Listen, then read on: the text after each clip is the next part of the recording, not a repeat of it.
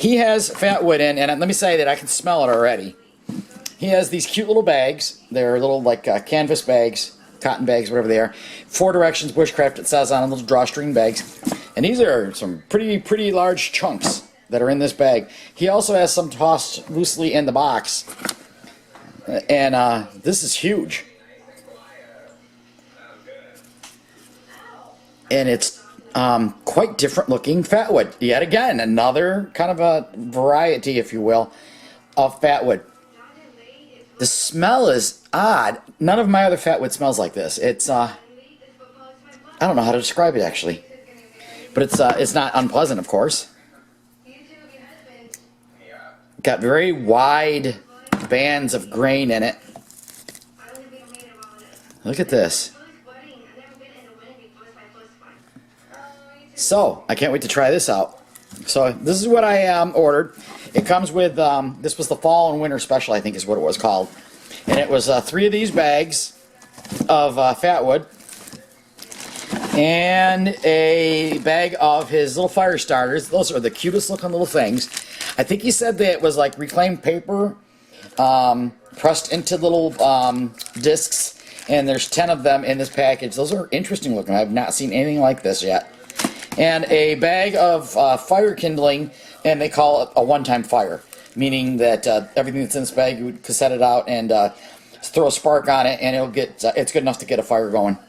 And then, like I said, he's tossed in some loose pieces of fat wood besides that. So I'm very impressed with this order. I think I paid, I don't know, was it 20 bucks? I'll let you know when I come back. So I further investigated on this one-time fire deal, and there's a wax thing. It almost looks like a peanut butter cup that's inside there, and I'm sure it's full of fat wood shavings, etc., other flammables. But anyway, I don't want to like destroy this just for the sake of showing what's in there. But like I said, there's birch bark, probably river bark, cedar bark. There's a lot of what looks like fluffed up jute twine, and it's all wrapped around this cute little thing. Like I said, it's got ruffles on it like a peanut butter cup, and I can feel it's wax. So I want to put it all back together and put it back in the bag, but this is pretty cool. It's like a cute little fire tinder bundle.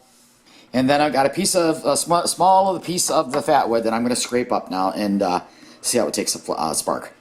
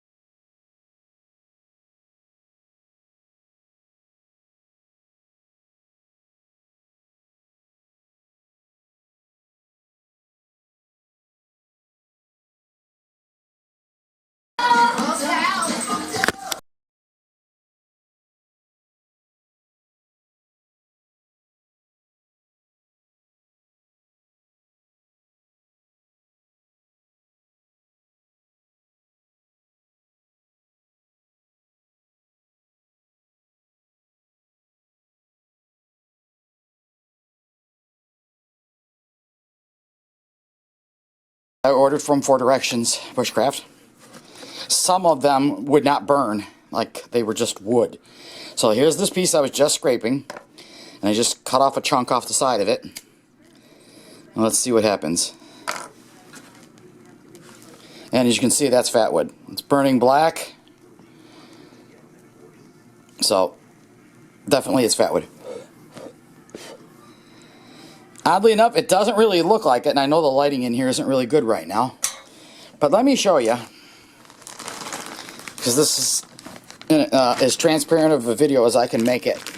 And I'll explain all of what we went through after I show you some more. So here's one of the bags. And there were 3 of them in the order. It was called Fall and Winter, a special that he had going.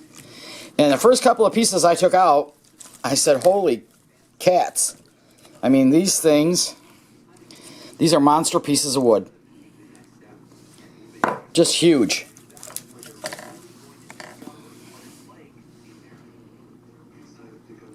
And I said, that's some unusual looking wood. I've never seen fat wood that looks like this.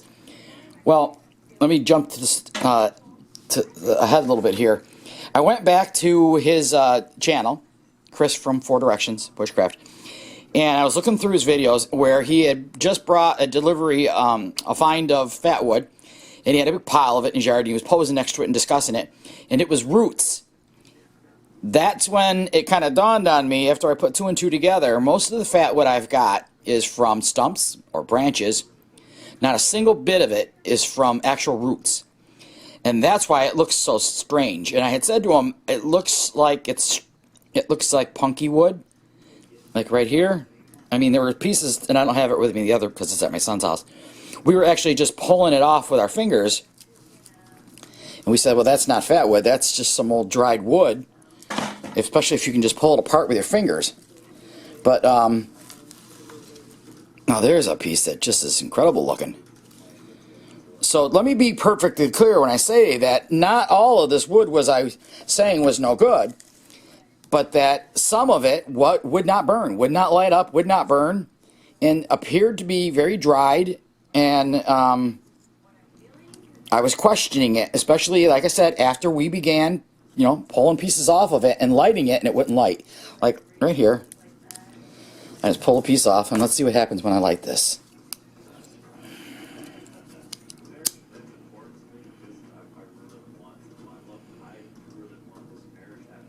It's not fatwood. It doesn't want to burn. I'm going to have to keep the lighter on it. There's no black smoke. It's just a little thin piece of dried wood. So here's another piece over here. Now this has got a little bit of orangey to it. So let's pull this piece off.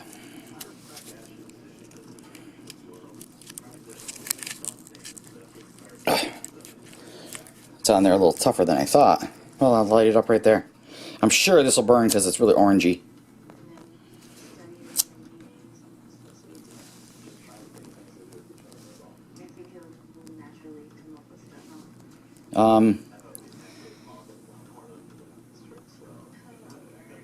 There it goes. Yeah. So that also is fatwood. But like I said, we had started to take it, we started splitting it, and as we did it, we found out that not all of it would burn. And of course, as I'm doing this now, it is burning. The fan is on above me, so it's blowing it sideways like that. Now, I expressed to Chris that we had gone through. Now, all the bags are not the same. They're all different. This is pretty good looking. All this stuff right here looks good. Let me grab this other bag. It probably looks just as good as this one. The one I gave my son had the biggest pieces in it. And it also was the pieces that looked the most kind of like that. Kind of, and if you look at this, it kind of looks like very dried, pithy, almost punky wood. If I'm getting it on camera really good. The pieces I gave my son were bigger than that. And while some of it burned, some of it didn't. So let me get some more out of here. Making a big mess on my table. You can see that that's fatwood. You can see it really clear that that's fatwood. Same with this. And I was trying to do a video to explain the deal that I got from Chris, which I think is a good deal. But in all honesty, when I went to scrape the fatwood, the first couple pieces that I had, I couldn't scrape it. It was so pithy that it was bogging the knife down, and I couldn't actually even get it to scrape. Then I took the bag over to my son's, and I showed it to him, and I said, "Look what I got," And here's a good piece. This is an actual knot, it looks like. So this has got to be amazing. And that's when I realized what I had here was roots. That's why it looks like this. And I was not used to seeing roots. And so I thought, well, maybe you have to process this down in some way. And that's why it's not burning, it's not acting like fatwood that I'm used to seeing.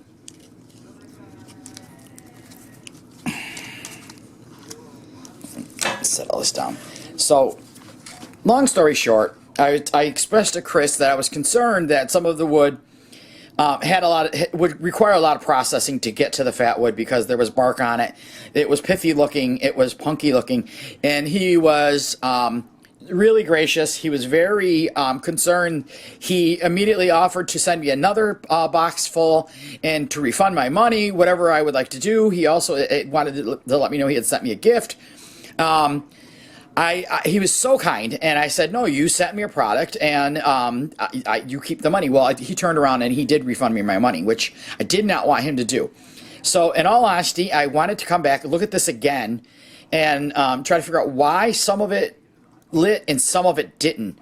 And the only thing I can say is that some of it didn't light because it does, as with any fat wood, it exists in parts of the wood, not all of the wood, if I can say that correctly. I've seen fat wood that's been sent to me that had bark on the outside of it, and the bark didn't burn at all. You scraped away the bark until you got to the inside part, which was fat wood. So some of this lights, some of it doesn't. I don't have an explanation for it, why some does and some doesn't. But like I said, Chris wanted to make amends. He said, I'll send you more right away. You know, what can I do to make it right? And I said, I think, you know, he's done enough. And so I turned around and I sent him back the payment again. And he said, well, are you trying to order more? Or and I said, you gave me a product. I just want to pay you for what you gave me. You've bent over backwards. He sent me these 2 huge chunks of fat wood. In fact, one of them has a hole drilled in it, and he put a lanyard on it with a carabiner that is a camo carabiner with for Directions Bushcraft on it. He has bent over backwards to make sure that I was a pleased customer. I can't say enough about how impressed I am with this young man. I'm gonna try to see if I can find a piece here like I can show you that doesn't look like fat wood, so you can see what I'm talking about. But in the end, there's so much of it that even if half of it didn't light, there's still enough that would make up for that. There was 3 of these bags that came with the order, and then there was the little one-time starter, fire starter, and I think that I have it right here. It's adorable, and it has kindling and birch bark, and there's a little wax fire lighting thing in there. It's pretty cute, but I'm not going to play with that just so you can see it burn. I'm saving that. But the bags are cool. My son really loved the bags, and there's 3 of these bags. The little wax rounds, which we haven't tried those out yet. It's a deal. Let me tell you, it's a deal. All this fat wood, and like I said, these are only 2 bags. There's a 3rd bag that came with it, and I haven't emptied them all out. There's still got fat wood in there. The 10 little wax rounds and this one-time fire starter deal, I think it was only 21 bucks for all that. You can't beat that with a stick. Again, it's for Directions Bushcraft. This guy went out of his way to make me a satisfied customer, and believe me, I am more than satisfied with everything that he sent me. And he said that he was concerned that if the wood that he had left from that pile was not up to par, he was getting rid of it. And he had gotten a new supply of wood in and wanted to send me some of it so I could see what that was like. He didn't have to send me anything as far as I'm concerned. What he did send was wonderful. Let me get off this camera real quick. I'll go get those 2 pieces extra that he sent me so you can see what that looks like. Alright, so here's this big chunk of awesome fat wood that Chris sent me. And you can clearly see all the resin that's in this. He drilled a hole through it. He put his lanyard on there with a carabiner. And you can put this on your backpack and you have a supply of fat wood wherever you go. It's awesome. And then he sent me this big chunk. I mean, look at this thing. Right off the bat, I don't know if the camera will pick it up.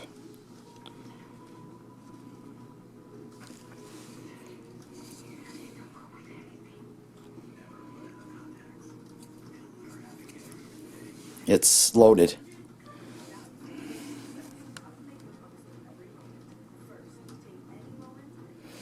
So, where am I going with this video? I have bought fat wood from several different places. Different people have given me fat wood from different places. I did a comparison of the 5 fat woods I had on hand that day. And they all are very similar. The one that didn't look like anyone else's fat wood was Cabot Bluegill. His looked like sweet potatoes, and his was the freshest of all of it. His had been cut very, very recently. He had cut off some branches, and he had kind of hacked at the outside bark and then put them in a bag and sent them to me. My son had saw them, and he thought right away, this stuff is not fat wood. It doesn't smell like it. Doesn't look like it.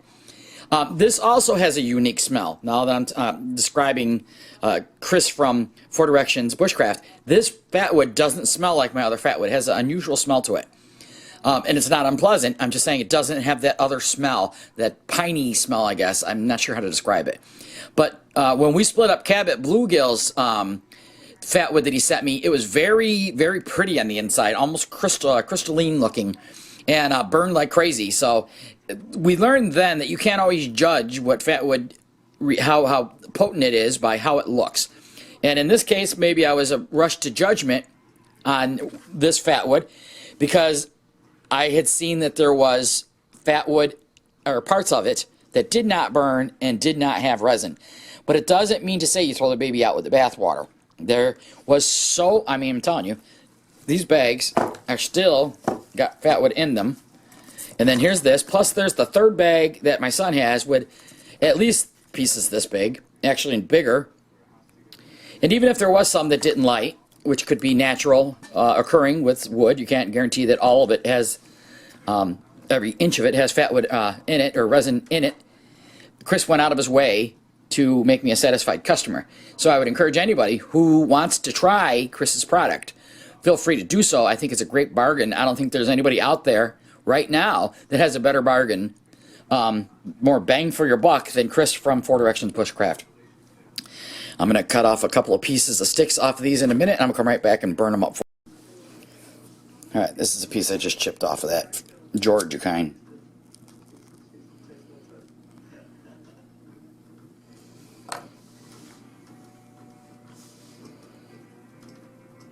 And as you can see it, it's bubbling.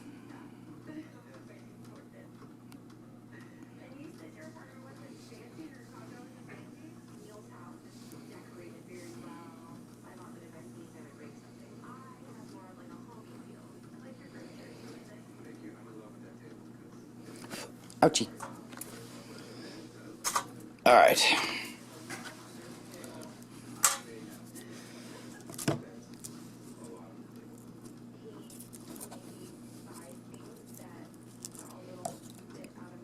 What happens when you hold the fatwood too long? That is some nasty smoke there, right there.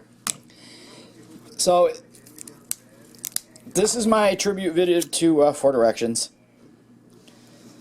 All fatwood is not created equal, and this guy went out of his way to make sure I'm a happy customer, and I am. This is that trophy chunk that Chris sent me, and I just started to scrape on it a little bit, and I could tell right away this is really good fatwood.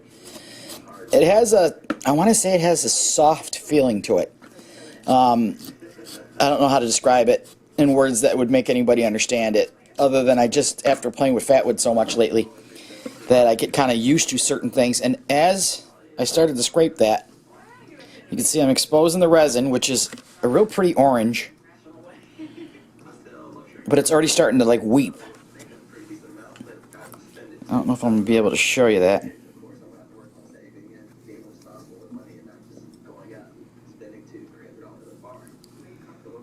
Right over here. I'm trying to look down at the camera in the viewfinder and see if I'm showing this.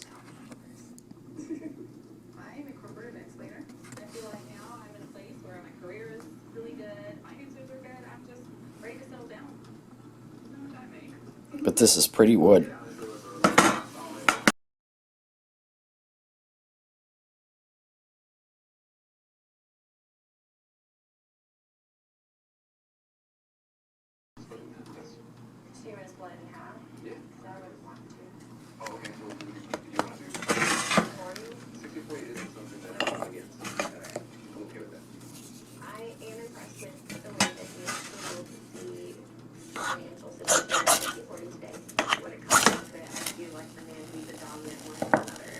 There we go. That was one of the things that we talked about when we met with Dr. Joseph. I think that he really took to heart some of the expectations that I had out of a husband. It's possible that some pieces of wood were exposed to the weather after the wood was cut, and that the outsides of it has lost its potency. That's one theory that I had. Depending upon where the wood was, what part of the tree it was collected from too, I think has bearing on the resin. Now this is, you can tell this is the bark from the outside of the trunk, I'm guessing, the stump. You can see the cut, the marks from when it was cut, but you can also see the rings of resin. And this is a heavy, very, has a certain kind of a sound to it. That tells me that it's really, really a good chunk of fatwood. And I believe you said it was shortleaf pine. Somebody said I put a piece of John Capps' fatwood, and he's from Texas, that it looked like a slab of bacon. I dare say if I turn this just the right way, this also looks like a slab of bacon. Shortleaf pine.